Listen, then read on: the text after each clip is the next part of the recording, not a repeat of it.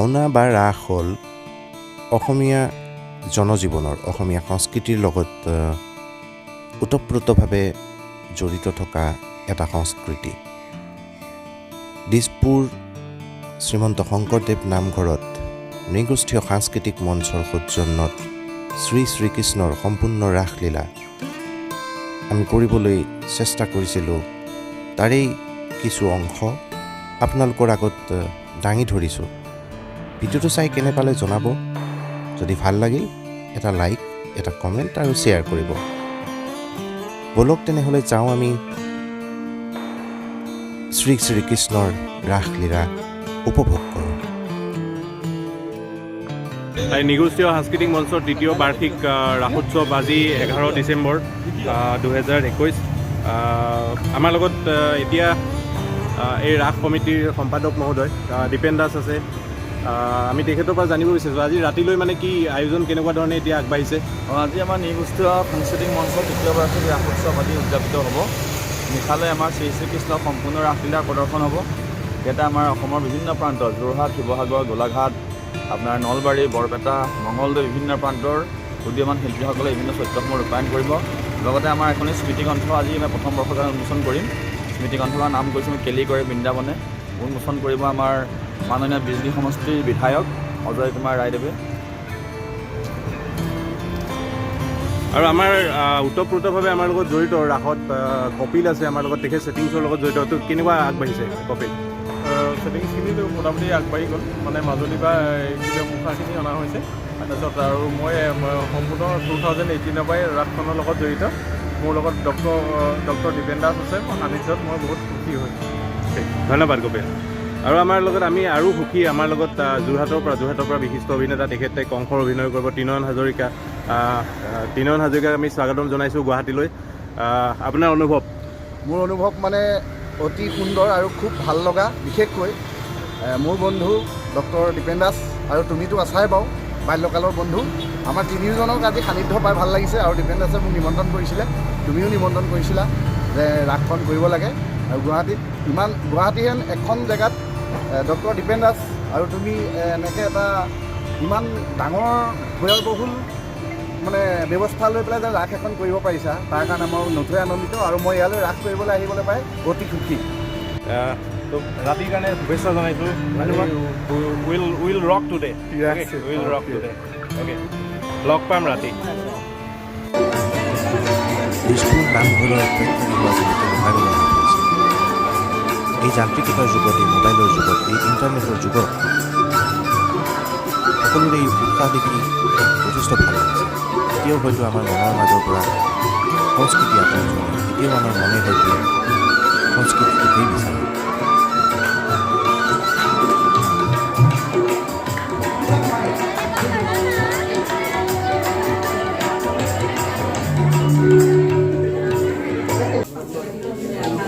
সকলো ভাৱৰীয়াক মেকআপ কৰি থকা হৈছে। এতিয়া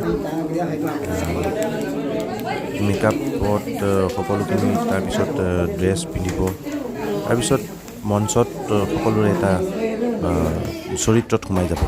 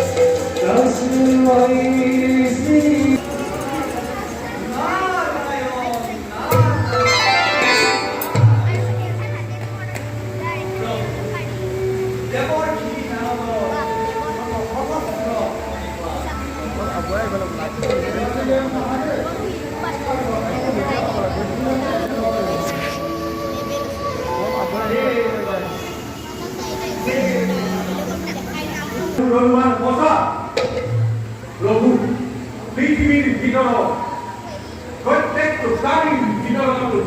সন্তান হৈ মানৱ আৰু মানৱে আজি কিয় নিকভান্য কাৰ্য কৰিবলৈ উৎসাহ কৰা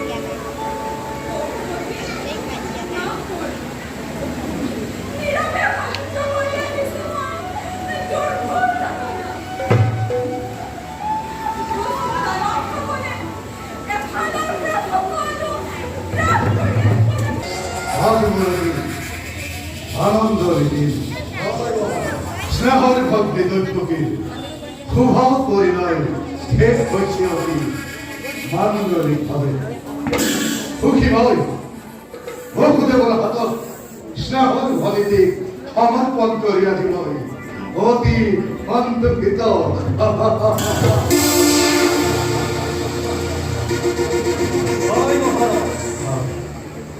দৈৱকীৰ বাবে বহুতে উপযুক্ত হয় আৰু সেইবাবে ময়ো আজি কিছু সন্তোষ সেই মোৰ লাজনী ভলিটি সেই বিধান কৰক তই তোৰ দাদাক কিহৰ পৰা কৰিব খুজিছ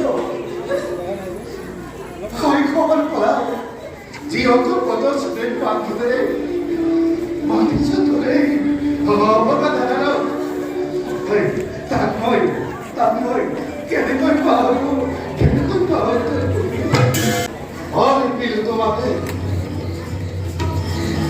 মই ভিতৰত মই তদু আচৰণে বিদায় দিলো আজি মোৰে স্নেহৰ ভক্তি তদু শুভে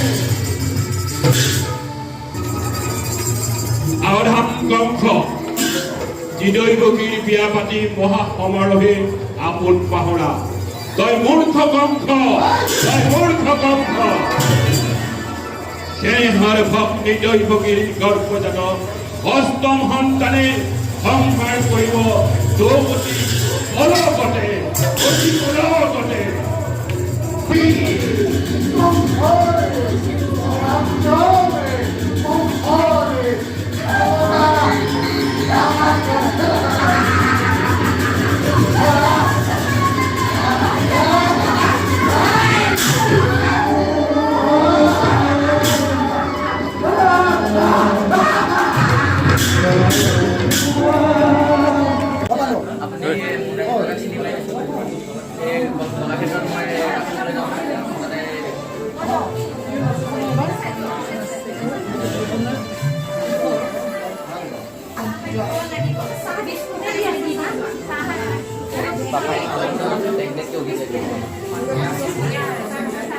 কংসই চাহ খাই আছে কংস চাহ খাই আছে কংস কেনেকুৱা লাগিছে আজি বঢ়িয়া লাগিছে গুৱাহাটীত ৰাস কৰিবলৈ আহি ইমানেই মজা লাগিছে ইমানেই মানুহৰ ছাপোৰ্ট নহয় মানে কি ক'ম আৰু খুব মজা লাগিছে সকলোলৈকে মানে নৃগোষ্ঠীয় সাংস্কৃতিক গৱেষণা কেন্দ্ৰৰ মই সকলোলৈকে অশেষ ধন্যবাদ জ্ঞাপন কৰিছোঁ খুব ভাল লাগিছে আৰু এইফালে নাৰদ আছে আমাৰ লগত খুব ভাল লাগিছে মই এইবাৰ প্ৰথম নাৰদ হৈছোঁ গতিকে আৰু মোৰ উদ্যোক্তাসকলে আৰু যিসকলে অভিনেতা সকলোকে মই শুভেচ্ছা জ্ঞাপন কৰিছোঁ একেলগে কাম কৰি খুব ভাল লাগিছে মই আশা কৰিছোঁ আৰু আগলৈকেও এনেদৰে আমাৰ অনুষ্ঠান কৰি থাকিম আৰু আপোনালোকৰ আশীষ নিৰ্মালিত কৰক থেংক ইউ এয়া কৃষ্ণ আছে আমাৰ লগত ভাল লাগিছে মোৰো এবাৰ গুৱাহাটীত প্ৰথম মই মানে এনেকৈ ৰাসত প্ৰথম কৃষ্ণ হৈছোঁ আৰু মহাৰাসৰ কৃষ্ণ আৰু গোটেইসকলে ইমান সুন্দৰ সহযোগ কৰিছে বহুত শিকিবলৈ পাইছোঁ সেইকাৰণে আৰু বেছি ভাল লাগিছে আৰু আমাৰ ছাৰ আছে তেখেতে গোটেই নৃত্য পৰিদৰ্শন খুব ভালো লাগিছে আমাৰ ল'ৰা ছোৱালীখিনিও আমাৰ গাৰ্জেনখিনিও তেখেতে নিজে খুব ধুনীয়া কৰিছে আৰু ভাল কৰিছে মই শিকায়ো খুব ভাল পাইছোঁ কমিশ্যনাৰ আমাৰ সম্পাদক মহোদয় আছে আমাৰ লগত আমি আমাৰ কমপ্লিট কেনেকুৱা খুব ভাল একদম টেৰিফিক বঢ়িয়া একদম মজা কালকেতু আছে, কালকেতু মানে কেনেকুৱা লাগিছে? ভাল লাগিছে, বহুত ভাল লাগিছে। দৈৱকী কৃষ্ণ মানে লৈ পেলাই আছে। এতিয়া বসুদেৱ মানে জেলত থকাৰ পিছত তেখেতৰ দাড়িবিলাক গজি আছে এতিয়া আৰু। নমস্কাৰ দেই। বসুদেৱ অলপ দাড়ি চাড়িবিলাক গজি গৈছে এতিয়া।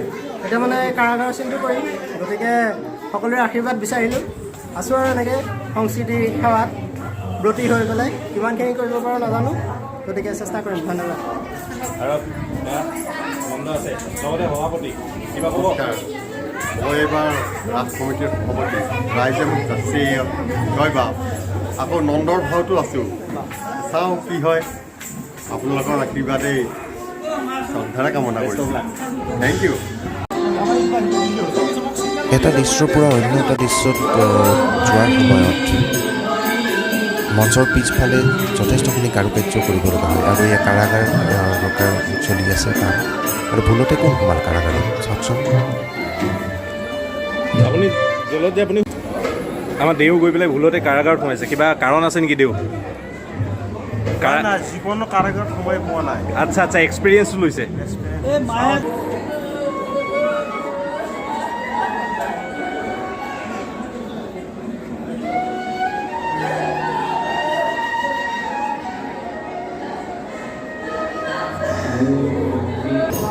অষ্টম সন্তান জন্মৰ পিছত বসুদেৱে এয়া মা যমুনা পাৰ হৈ কৃষ্ণক মানে অষ্টম সন্তান যাৰ নাম এতিয়াও নামাকৰণ হোৱা নাই, তেওঁক লৈ গৈ আছে নন্দৰ ঘৰত। নন্দৰ ঘৰত হ'ব নন্দোৎসৱ, যিহেতু কৃষ্ণ জন্ম হৈছে এতিয়া বলক নন্দৰ ঘৰত।